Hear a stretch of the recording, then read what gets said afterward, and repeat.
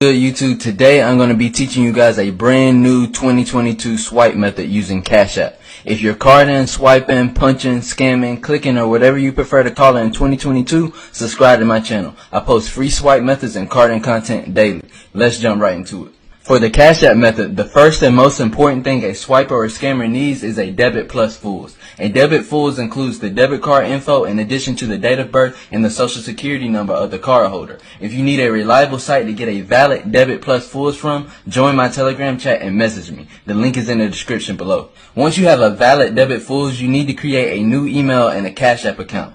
Go to the App Store and download Proton Mail. Use Proton Mail to create a new email address because it's encrypted and untraceable. Use the first and last name that's on your Debit+Fullz to create the Proton Mail email address. This new email address is the email address that you're going to use to create a new Cashapp account. Go back to the App Store and download Cashapp. When you open up a Cashapp account, it's going to ask you to enter a phone number or an email address to create a new account. Make sure you select email and enter the Proton Mail address that you just created.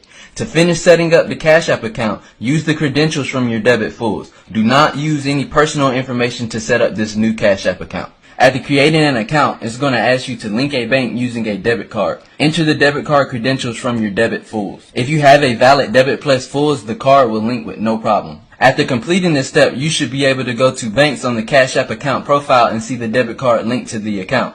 Now, you're almost ready to cash out. Make sure you watch this entire video so that you don't miss any steps and fuck this up. Go to the Cashapp home screen where it shows your $0 balance and click Add Cash.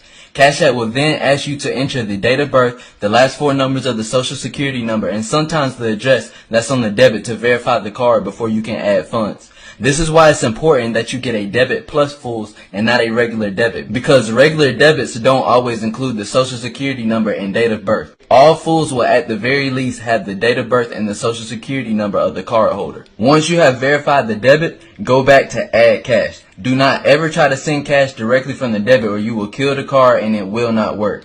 You must add cash from the debit card to the Cashapp balance before sending any funds to another Cashapp account. For the first transaction, add no more than $25 to the Cashapp account. You don't want to do any more than $25 for the first transaction. Once you successfully add the first $25 payment to the Cashapp balance, you know that you can make some money. Good shit. Go to Add Cash again and this time add $27 or $28. Each time you add to the Cashapp balance, it's best to use a different number than before and wait 30 to 40 seconds between each transaction. After the first 2 or 3 transactions, it's okay to add over $100. Keep this process up until you get around $500 to $600 in the Cashapp balance. Once you have $500 to $600 in the Cashapp balance, you should send the funds to another account before attempting to add more money. This will protect your funds. You can get away with sending it to your personal Cashapp, but if you want to be extra safe, use a temporary number to enable Bitcoin and then send it to your personal account through Bitcoin. You can also create 2 emails to create 2 new Cashapp accounts at the beginning instead of 1. This will allow you to send the funds to another Cashapp before sending it to your personal. And yes, Cashapp will allow you to create 2 accounts with the same information from your Debit+Fullz, as long as you use 2 different emails. You can continue adding and sending money in Cashapp until the debit declines.